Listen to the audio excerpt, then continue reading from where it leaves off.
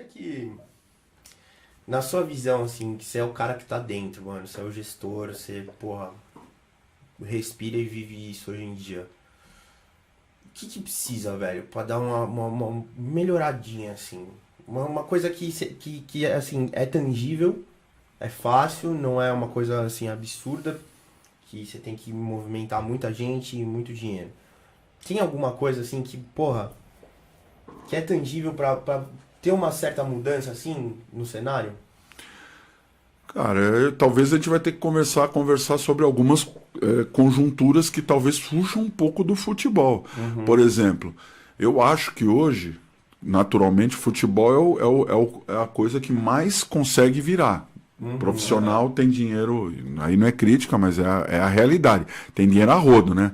O cara tá ganhando 1,5 milhão por mês, e não vou aqui discutir se merece, não merece. Se ele tá recebendo e alguém tá pagando é porque ele merece. Então acabou. Não vamos entrar nesse naipe aqui, que senão a conversa não vai fluir, é o feminino. Eu não Assim, paro de falar do Volpe. isso. Aí o que acontece? Eu acho que a gente precisaria ter alguma coisa voltada das empresas para os esportes menos favorecidos. E que elas tivessem algum retorno, talvez, de ter algumas reduções de algumas coisas, de impostos, algumas coisas assim. Mas fiscal, né? já tem alguns projetos, só que são projetos que você tem que gastar para montar a empresa praticamente a verba do ano que você vai fazer. E depois esperar. Aí tem que ter aquela maturação de 1 ano, 2 anos.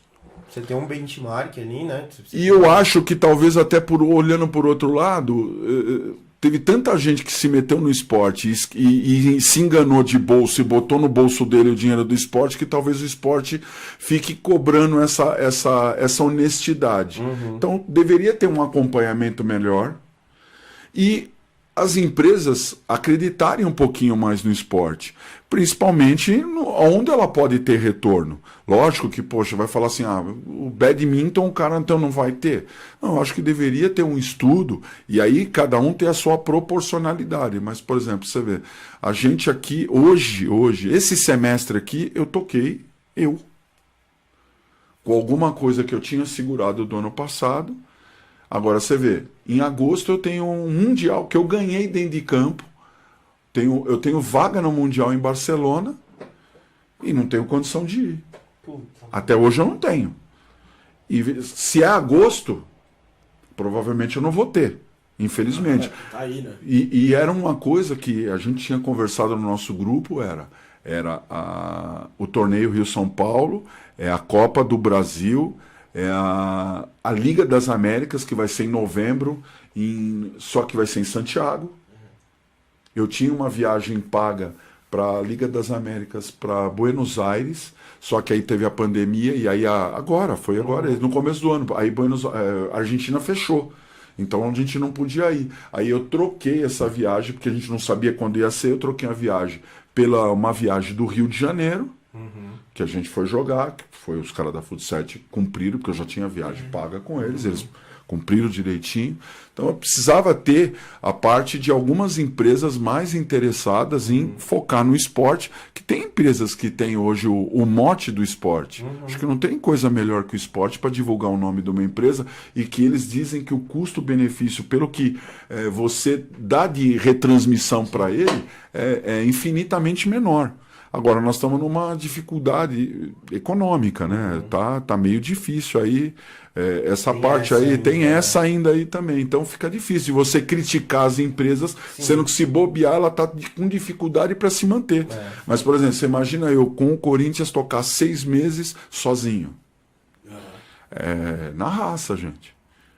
E todo mundo olha o nosso time lá chegando, fala que a gente é mala, que a gente é metido, a gente cumprimenta todo mundo, brinca com todo mundo, conversa com todo mundo. É mal de corintiano. Então o que acontece? Aí você toca 6 meses, você começa a olhar o segundo semestre e você fala assim, não sei se vai dar para todo ano. Aí você vê as meninas treinar das 10 à meia-noite, como é que você não esforça, não estoura orçamento? Quando foi? Acho que foi para Liga ou para a Copa do Brasil. Falou, gente, não tem dinheiro para o ônibus.